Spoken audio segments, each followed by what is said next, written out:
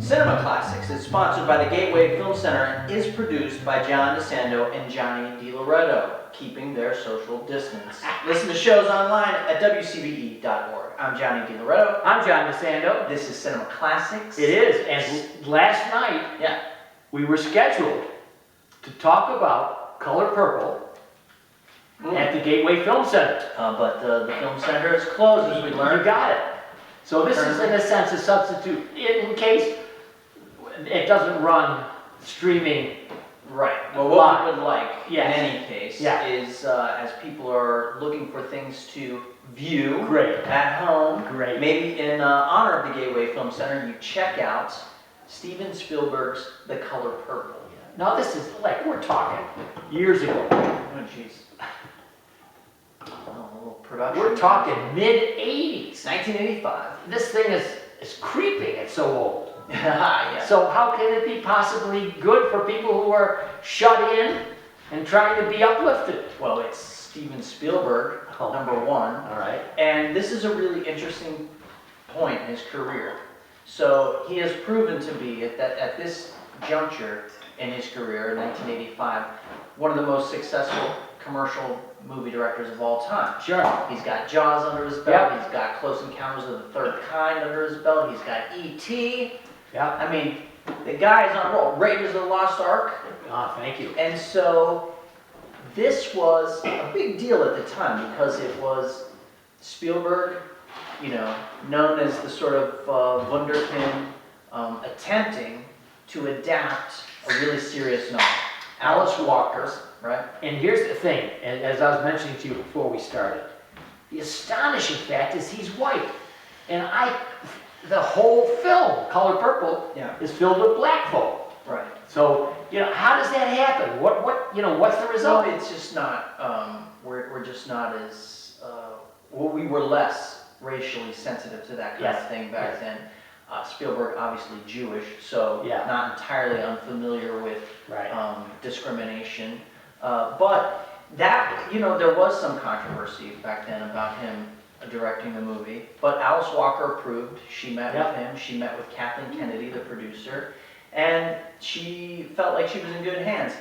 It was, you know, he took this very seriously. This was his first foray into like Oscar territory. And look at he had Whoopi, he had Oprah, Danny Glover playing a bad guy.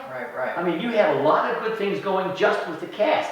And both Oprah and Whoopi got Oscars for this. Right. And you know, when you look back at this movie, it's not perfect. There are some, you know, Spielberg takes this novel, he tones some things down, like there's a lesbian relationship. I don't know. They do kiss in the movie. They do, but it's a much more overt and you're right. relationship. The thing about that kiss is it's more about Whoopi Goldberg's character coming out to love as opposed to it being a gay love. Yeah. It's a different kind. It's very, very well done so that nobody could be offended and you could sense that there was something more going on here than just a physical relationship. But the central tenet of the film, of the novel, though, comes through here, which is these women kind of banding together, right, and creating their own rich tapestry of communication and life in the shadow of their abusive relationships with men. Oh, you know, and that's the thing that always astonished me. It's not about white versus black. It's all about paternalism. And it's about something that's racially neutral. There's paternalism around the world. And this is an egregious case of it. Danny Glover is over the top in his abuse. But yes, so there is a different... I don't know, but see, like, it's hard to say over the top, right? Now, I mean, looking back, it probably was not over the top. Well, You know, yeah. when you look historically at these kind of things. Mm. Anyway, what's interesting is where this movie is situated in Spielberg's career. Yes. And we are looking at Spielberg for the next few weeks, and some of his greatest films, like Jaws, Yep. Close Encounters of the Third Kind. But, you know, when you look at this movie, Schindler's List was yet to come. Yep. Munich. It's like he cut his teeth on, which is interesting that he cut his teeth on serious material with this. Yeah. So as you look at 1985 and you see how astonishingly impactful it is, you can't talk to anybody who hasn't heard. It's like Schindler's. Mm-hmm. It's like Shawshank. You can't talk to anybody who hasn't heard about it. Right. And seen it and was affected by it. And probably I would guess that a lot of people have forgotten this movie. Yeah. You know, 1985, that's what, 30 years ago? I don't know, I can't get 35 years ago? Oh gosh. So, where it's situated in everybody's career, it made Oprah Winfrey a viable acting force. Oh. She never really realized her full screen potential. And she didn't need to. Yeah. That's the thing. And the same with Whoopi, who downplays her personality in this. Yeah, and then, you know, never really went on to capitalize on the dramatic sort of weight she registers here. Yeah. So, it's interesting. Yeah. Or do the roles like this come by only once? You take them and you go with it. I would think when you're in an Oscar caliber movie like this, you follow up on that. You don't end up on The View. You know? Yeah, all right. What does it matter? Yeah. What's going on with it? Well, unless you have enough money in the bank, you're slightly a feminist. There are a whole bunch of reasons why, yes. But anyway, so the color purple would indicate to you the gorgeous cinematography here.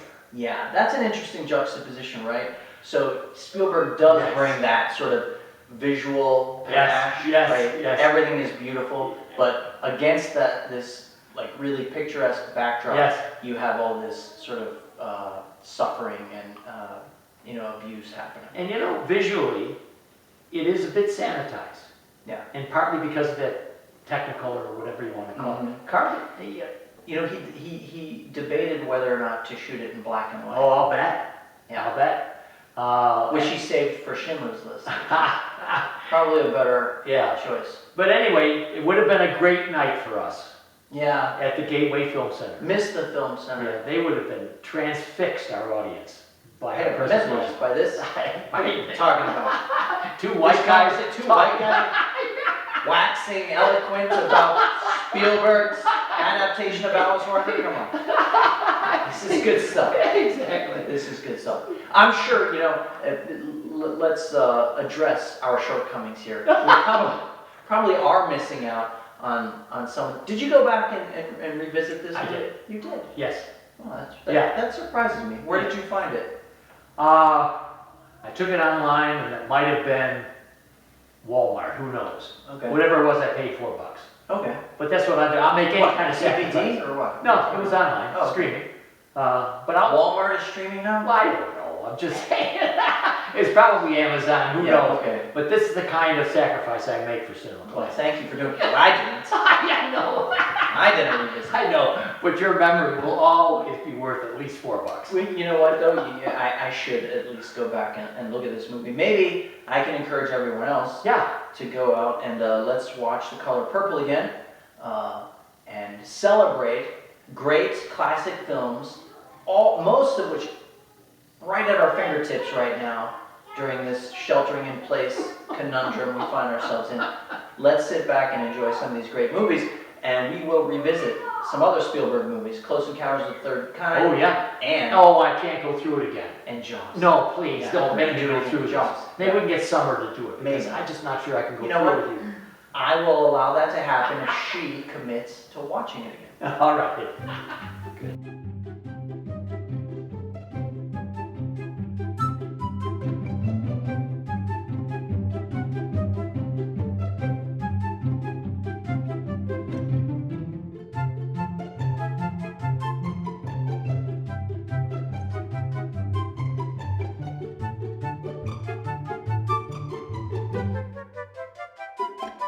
Bye.